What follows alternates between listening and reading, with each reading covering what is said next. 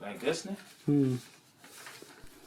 Johannes Turner has been waiting 25 years for a new house from the South African government.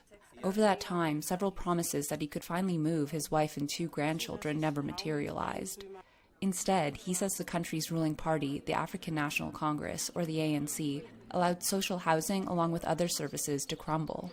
Which is why Turner says the party that brought the country freedom from apartheid lost his vote in last week's municipal election. That's how we live here in this place in Kliptown. No, we suffer through the empty promises they make for us. We can talk about corruption and so on and so on and so on and so on. No, that's a problem. No, you can't vote for a corrupt party. That's the overwhelming message South Africans sent to the ANC last week. For the first time since coming to power in 1994, the party received less than half the popular vote. The results come on the heels of record unemployment and a national inquiry into graft that indicated millions of dollars have vanished from the state coffers. President Cyril Ramaphosa has vowed to eliminate corruption, but opposition parties like the New Action SA say bigger changes are needed.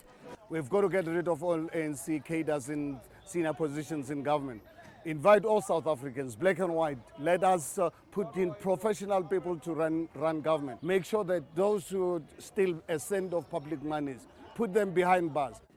Action SA saw major gains in municipalities, including Johannesburg, where it became the 3rd largest party with 17% of seats. More established opposition groups like the Democratic Alliance and the Economic Freedom Fighters also saw gains across the country, although not as significant as they hoped. The political scales haven't tipped in any one direction. No party won a majority in 66 municipalities, including Johannesburg, requiring coalition governments to be formed. Unfortunately, what we've seen in South Africa up to now is coalition governments centered around the interests of political leaders, individuals, or elites.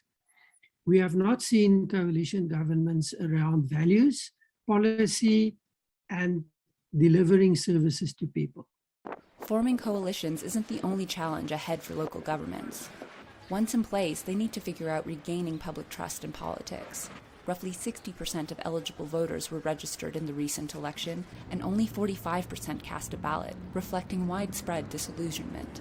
It is probably time that in South Africa, the basic questions are again asked and addressed. And those are, what kind of society do we want to live in? What kind of government do you want to be if you are in politics?